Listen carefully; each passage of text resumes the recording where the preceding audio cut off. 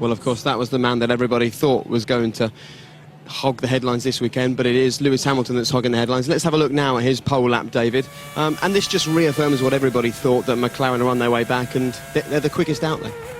Yeah, as you go into turn 2 here, sweet through the apex, no big corrections as he powers out of the corner there, so he's obviously got good traction. And we saw earlier in the year with this McLaren car that, we go back to Barcelona, he was third quickest in that last sector, which was all about low-speed corners. That came ahead of Monaco, where he put in a good performance, obviously up until he dropped it in qualifying. So, combination of this car picking up downforce during the course of the year, on top of its curves, on top of the good mechanical grip, is meaning that this could be the car that could dominate the second half of the season. And we talk about the fact that Lewis Hamilton has struggled throughout the season, Eddie. This is his first pole position since China last year. How much will he have learned and grown as a driver with McLaren through the tough times this season? Well, actually, I've been a huge fan. When he had all the drama, and we know what happened in Australia, and it carried on from then, the doom and gloom, he was always very strong. I thought he always was aggressive in the race, even though he made mistakes when the car looked hopeless, and we called it even derogatory names like a dog and such things. This is no dog, this is an exemplary car. And he has been part of the progress of this car, and he must be complimented for doing this. Yeah, again, just picking up around this lap, I've not seen a big correction coming off any of the turns here. Now, bearing in mind, this is with fuel. This is not light car where, relatively it's easy to have a good balance. So this is his fueled-up race car, and he just looks like he's doing any lap cruising to the end. You remember at the start of the season, he was making 3 or 4 corrections at every corner. Yeah, look at that. This is, giving him the chance to just give all of his talent, put it out there on display. And then he gets himself a little bit overexcited, doesn't he, after nailing such a good lap? Yeah, that's right. If we finish this here, we'll see him go for a little run down the escape road. He's just giving the fans down in the cheap seats there a better view of a McLaren car. What a lovely guy. It's worth a mention of Heikki Kovalainen, because his future's been brought into the headlines this weekend. Martin Whitmarsh has said that qualifying pace is fantastic. We've seen another evidence of it there. It's the race where Heikki really needs to step up. But if he's going to step up, he needs to start strongly, and this is a great start for him this weekend. Well, he is under pressure, and rightly so, because he just hasn't done it. And yet again, you see, do you think that Hamilton would have dropped it on the last corner like he's just done? This should have been pole position. Kovalainen should be on pole position. He made a mistake, and you can see it coming up here, and he completely gets it wrong. I don't believe Hamilton would have allowed that to happen, and that's the difference between these two drivers. Yeah, well, you see there, actually, he clipped the curb coming through the penultimate corner there, and that just put him wide and offline into the last corner.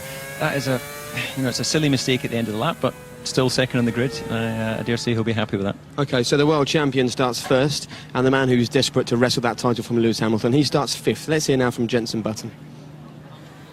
Jenson, was that tougher than you imagined? Because you had been pretty positive up until qualifying. Well, all the way through Q1 and Q2 I was struggling with the car. When we put the fuel on board, the car was much better and had a much better balance. But I went wide, I think it was at turn 4, which screwed me for turn 5 and lost a couple of tenths. But still, it would have been P4. So in a way, it's better to be P5 on the clean side here. That's not too bad a position. Vettel's just in front, but hopefully not for long. And obviously the McLarens were very quick this session and impossible to catch, so it's not too bad. Well, obviously trying to look on the bright side there, talking about the side of the track that he starts the race on. How frustrated is Jenson Button going to be, though? Because everyone has said when it's hot, he's the man that should be nailing pole position and nailing wins. Where do you think the issue is? Well, we need to see what the fuel levels are, first of all, because let's remind everyone that this is qualifying with a designated level of fuel, and we may well find that Jenson has 5-10 kilograms more than the guys in front of him, so he should be able to go longer and then jump them during that first stint. But if that isn't the case, then clearly that's going to make it quite a difficult starting position. And you can tell that he's still thinking about that championship. The only man that he's concentrating on is Sebastian Vettel, who of course is sitting 3rd at the moment. It can do some damage to him this weekend, Eddie. Well, I think that we've discussed this already, I don't think we need to do it again, but it is a turning point in the championship. If Button can make further gap, increase the level of his lead over everybody here, then I think that shuts the door in a lot of people's faces, and I think that's what's happened. I think Brawn have stepped up their game, and they seem in a very confident mood. Well, the talk was Brawn versus Red Bull. Red Bull really nowhere near. Well, they're in front on the grid, of course, so with Sebastian, but yeah, I think Red Bull are disappointed this weekend. Low-speed circuit, mainly low-speed corners, and the strengths of that car have clearly been aerodynamic, medium-speed, high-speed tracks. So that's a concern going ahead to places like Singapore, but some of the other tracks, Spa, Monza, then they should be fine. OK, so Mark Webber starts back in 9th. He'll be seriously disappointed, but Lewis Hamilton will be seriously delighted. He starts on pole for the first time since last season. Here he is. Lewis, a tight fight with your teammate. Following on from the win in Budapest, I bet you're wishing that the season started in July rather than in March. That would have been fantastic, but it didn't. And here we are.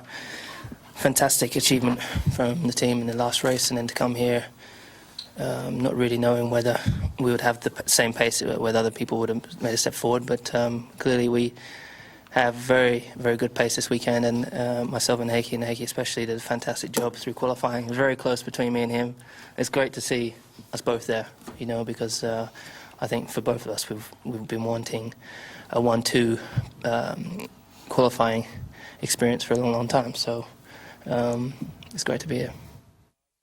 So for 2 races in a row, Lewis Hamilton is the happiest man in the paddock, and you can see the full press conference there on the BBC Sport website very shortly. But this is how the teams line up for the European Grand Prix. Lewis Hamilton and Heikki Kovalainen make it an all-McLaren front row. Rubens Barrichello there doing his bit for Brawn GP. He's sitting there 3rd with his teammate Jenson Button in 5th place. Sebastian Vettel's 4th for Red Bull, of course. He's sitting 3rd in the championship at the moment. And look at that, the man closest to challenging for the championship, Mark Webber, is really struggling there. So well done and congratulations, Lewis Hamilton. Not quite such good news today, particularly for the guys down at the back. Luca Badoa, who's replaced the injured Felipe Massa here for Ferrari, he struggles right at the back. He was 3 seconds slower than his teammate during the first part of qualifying. So it could be a tough afternoon tomorrow for Luca Badoa and Ferrari, but it could be a great day for McLaren. And Kurz has been hardly mentioned so far in this qualifying session today, but that could have a big effect here. There's a big drag down to the start. If those 2 McLarens can disappear, the others might not see them. Yeah, their starts this year have been very, very good. So even if they were to have a mistake off the start line, they've still got the advantage of that chaos around the rest of the lap. So for me, you know, we've got to tune in tomorrow, of course, but I think the McLaren are going to be dominant in this race. And what's Jenson Button's aim, do you think, tomorrow, EJ?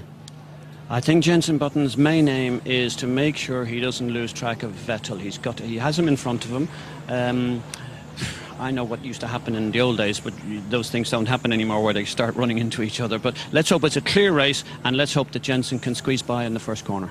OK, well, let's remember 12 months ago it was Felipe Massa who went from pole to the checkered flag. The question is, can Lewis Hamilton do just that tomorrow? He starts first, and you can see the race, 12:10, the European Grand Prix on BBC One. And later on today, if you want a little bit more sport, there's also the athletics, including the 4x100 metre relay finals from the World Championships in Berlin. Usain Bolt will hope to figure there as well. So there we go. Everybody thought that the Spanish heat was just what Brawn needed to take the fight to Red Bull. In the end, it seems the hottest guy on the grid is the current world champion. Congratulations, McLaren. If there's one place tonight where you can expect a fiesta in Spain, it's in that building behind us. We'll see you tomorrow for the race. Bye-bye.